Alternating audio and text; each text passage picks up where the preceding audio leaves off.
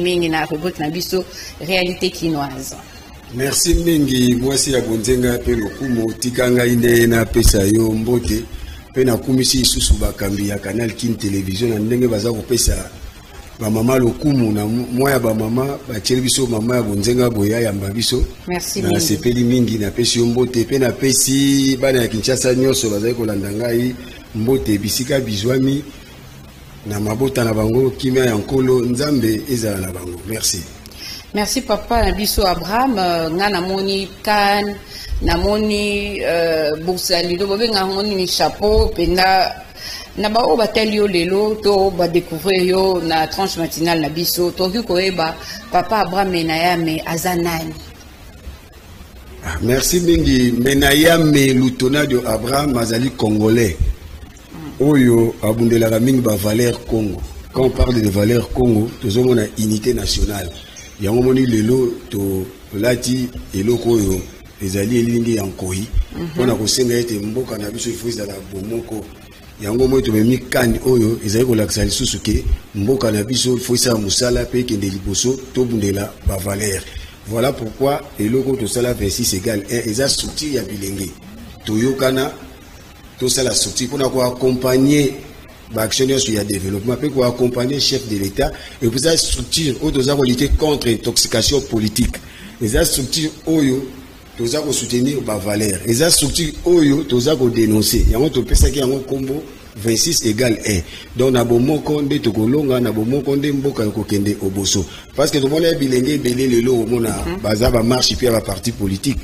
Pendant l'élection ou après on a ba réaction on a ba kanoïke dans la radio parce que ba miye ba ki oyo bazate soko miye bi déjà aux valeur aux la énergie il faut travailler pour namboka ko travailler pour namboka ezaka raté oko ba député ko travailler pour namboka ezaka raté oko ba ministre ko travailler pour namboka ezaka osenga biso tozala wana pona ko accompagner pe pona ko dénoncer surtout biso minimi tozo ko accompagner des chef de l'État les garants de la nation na charge oyoye azaina yango. Merci pour awa mingi to sorola kinayo obiozo la insécurité na ville ya Kinshasa na bandundu na ba Congo tozo kende wapi na insécurité na kati mboka na biso moko tozo ko tambola librement te eza penza problème nini.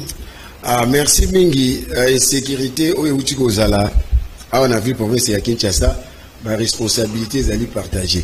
Parce que tout le monde le phénomène Kuluna en plein OESU apparemment biso moko pe ba kinois biso moko ba papa biso moko ba maman toza pe à la base toza ko linga ko dénoncer te toza ko linga ko funda te to yebite toza ko linga ko funda te pona nini yango moni biso fe segal 1 toza ko senga mingi na mokonzi ya mboka wazaka déjà mis sur fungwama tozenga ofunda te banani bakambi ya mboka to tozenga ofunda te batu o bazo sala insécurité na kati ya mboka bana oyo babengi net na ville province ya Kinshasa bakuluna phénomène kuluna lelo presque na balabala nyonso ya ville province ya Kinshasa to mona bana na bazali pe bakoma ba arabe na ba américain soki ba moto na mai c'est-à-dire ça biso za ba acteur social quand on va dans la carte de la population toza ko sala ba étude toza ko sala ba analyse toza ko pesa aussi ma cantina biso pour que ba kondi ba prêter main forte pour phénomène wana ici là il y a one obaki donc responsabilité à partager toza ko dénoncer te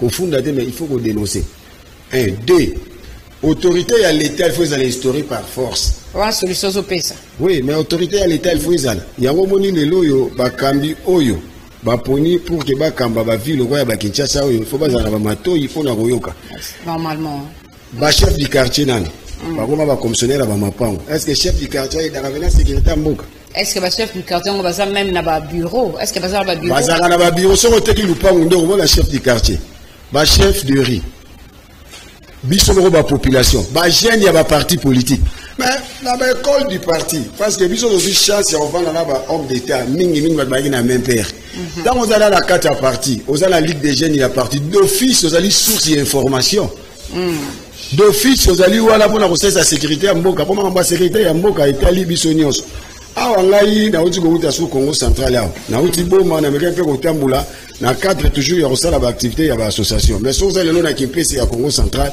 na babi na ondeko kuluna ebotami zusu kuna bandeko bateki ba mapango bakena Congo central bakeko botisa phénomène wana kuluna de nature na robota maboye na kotala mokili bato ya Congo central bazaka bato balempama mais ça on senga nini eza osenga qu'il faut batia mokonzi ya mboka ameka mpe kotala apesa sa responsabilité na bambuto ya Congo central non kana ba politicien mais on dirait ba autochtone ya ba province o bazo za ba kambi baza penza na efficacité ezate baza trop musique, trop bourgeoisie, trop français milaï. Donc, il faut aussi la structure d'appui. Pour fiesta.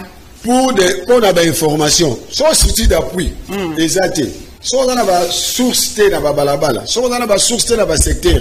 Mais on a une information de soit on a la politique de proximité. On a une information de on va assurer dans le mentor. Il y a un moment où il y a un biso versus égal 1. Tu es qui tata mokonzi ekolo biso jeunesse oza ko accompagner bato baza ko banga po adini parce que le président Fachi ndenga za bongo ceux qui a travaillé malamu koleka a kovanda na ye to yebite jeune na ko bimana nzela alo bana yeke o to ki na ba élection pour demander ba élection ils ont changé na mo ba vie na biso te on dirait que ils ont batandé moi passe et puis ils ont bakisa misère na carte ya jeunesse moi mboka Abraham menayame au moins a été que ça eza cause ya chômage misala ezate nde ya sécurité pe et makasi na kati ya mboka.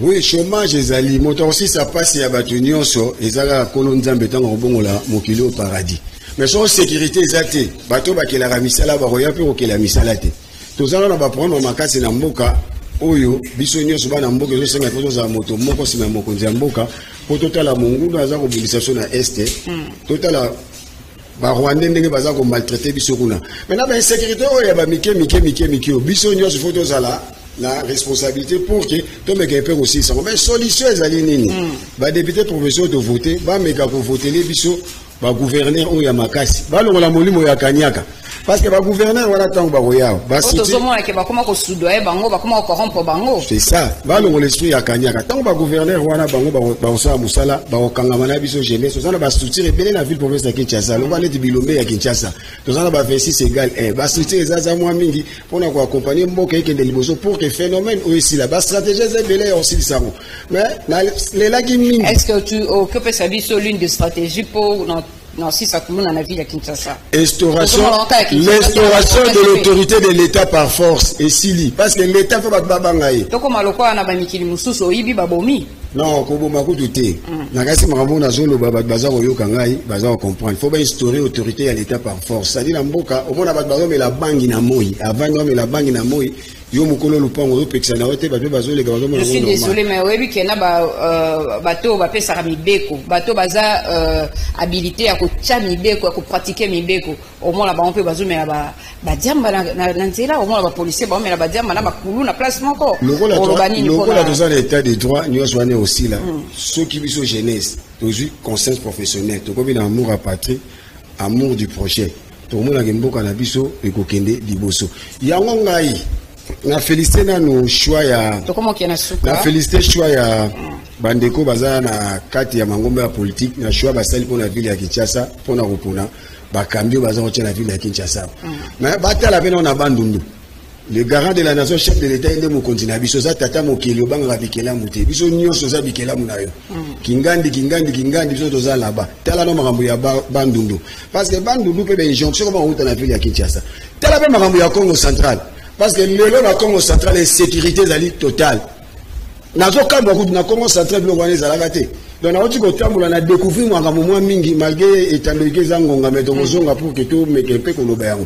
Ndeti ngai na mona mokonzi ya mboka AP sa responsabilité ya Congo central na bambute ya Congo central to vanda bapona mutu oyo akomema kimia. Ou alors to comme la carence. Oyo a restaurer autorité à l'état par force. Est-ce que ça carence y a kambi ya la police te toi sous na ba policier te on va s'occuper de la population. Non, la police azali mais ça ba main noire y a ba politicien trop de partis politiques impinzo maego parti politique en peso pesa na ba jeune et l'autre c'est ça intoxication. D'accord intoxication politique. Liloba ya suka ndeti ngai en tant que Congolais, en tant que notable à République démocratique du Congo et puis natif à Congo central, puis président fondateur il a fait 6 égal un soutien à la jeune pour accompagner la paix na Sengi d'être na Congo central bapona nani ndeko asali makambo ya ba jeutiko ya francophonie ndeko Robert Nyondo Toko Robert Nyondo Toko soki dati biso bambuta na sengi bino so to vandi to poni ndeko Robert Nyondo Toko wana za gouverneur ya Congo central comme on a changement parce que ticket la ville à Kinshasa za pour yango na yebi ndeko Bumba Lubaki très bien na yebi edi yele très bien donc ticket ya ville à Kinshasa aussi ça mara moins mingi ba mabe mo ba mara moins belé o nga na yebi na o bino pe boyebi voilà selon yo na niveau pe ya bal ndu lisusu il faut mo nzambo quand même que ko fongola misu kuna pour que timia ezala pour esenga ba congolais zonga mais na Congo central to pesa chance na bato bana coloration politique to pesa chance na indépendant. Merci beaucoup. Nous rentrons à la réalisation avec Freddy Tankidi. Dans cette transition, nous recevons la dynamique F. Bazaïba. On se retrouve tout juste après. Merci.